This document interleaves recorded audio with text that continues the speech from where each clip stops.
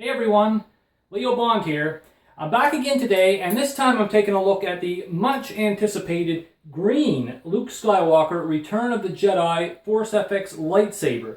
Now what we're going to do here in a second is we're going to switch up perspectives, and I'm going to give you the close-up of the hilt, and we're going to go through a few things that I think are kind of important details about this, and then after that we'll come back for a couple of quick measurements, and then it's off to the dark room, and I'll show you what this thing looks like all lit up really in its proper element. So let's go ahead and switch up perspectives and take a look at this thing close up. Okay, so we're just going to take a bit of a close-up look at the hilt of Luke's saber here.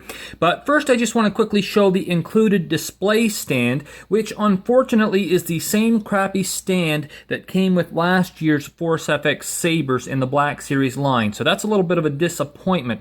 Now what we're going to do is we're going to kind of start here at the pommel end, and we'll work our way up to the blade end of this thing, and I'll just sort of show you some of the things. I'll use my little lightsaber here as a pointer. Now, one thing you're going to notice right away is that this thing is made entirely of metal, or at least mostly metal. There may be a few little plastic bits and pieces here and there. It's got the little metal belt clip, which is kind of cool. You can move that around. And the pommel here, I would show the bottom end of it, but I kind of have tight quarters to work with, so what I'll do is I'll just put a picture up. All that has is the speaker holes and a few Hasbro legalities. And of course, you unscrew that to put the batteries in. Now, the batteries in this case is a little bit different from some of the other Black Series sabers. So for instance, for one thing, this one takes 3 AAA batteries, and the only other one that's done that so far is Yoda's saber. Luke's blue saber, or the Anakin one from A New Hope, that one actually takes 3 AA's. So a little bit of a difference there. I'm not sure why the 2 green ones both take AA's. Maybe green uses less power. I don't really know. I can only speculate. But anyway, the way that the batteries works, of course, you unscrew the pommel here. And basically, the battery pack is in 2 parts. So there's a little sleeve, but you have to unscrew the sleeve, and they do not provide a Phillips head screwdriver with this thing, so you'll need to get your own. There's a very little tiny screw there. You just unscrew the sleeve, and you slide it off, and you can put the batteries in, and you just replace the sleeve. You know, it's pretty straightforward stuff, not really difficult at all. Now, as I say, the entire hilt, for the most part, is metal, and it just looks beautiful, as you can see there. This is the on switch right here, so not this whole big apparatus here. That's kind of a decoy, I guess you could say, and you just kind of flick it up.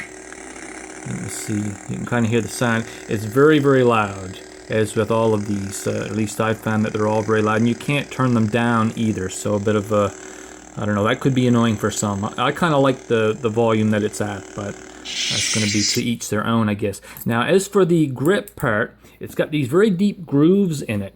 And man, it's great. You know, this actually feels very good in your hand. You can really get a good grip on it. You can really hold on it well. And it's a nice weight for swinging around and stuff, much like the blue A New Hope saber. That one, you know, I found that one to have a really nice weight as well out of the other Black Series sabers. So the only problem that I would actually have to have with this is this black ring here and this sort of copper colored ring here.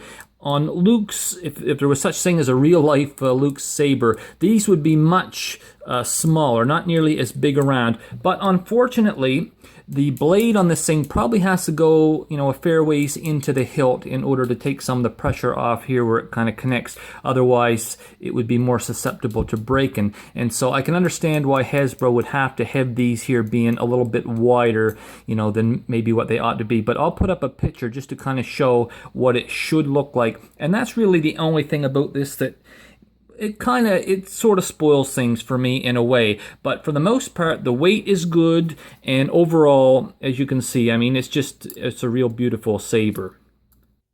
Okay, we're back. Now, I've just measured this thing up, and the hilt itself is almost exactly 11 inches, and the length of the overall saber is just about 43.5 inches. Now, one question that I'm sure a lot of people are going to have is this blade wobbly, or is it nice and firmly seated in the hilt? And I can say that at least on this particular saber, on my copy, it is nice and firm. There's no wobble whatsoever, so that's very, very good. I can't guarantee it's going to be like that for every saber, but let's now head into the dark room and take a look at this thing in its proper element.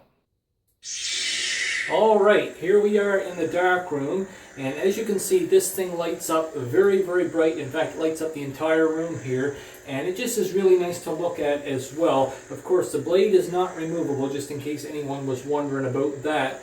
And I just want to very quickly do a bit of a sound demo here. So we have, of course, the hum,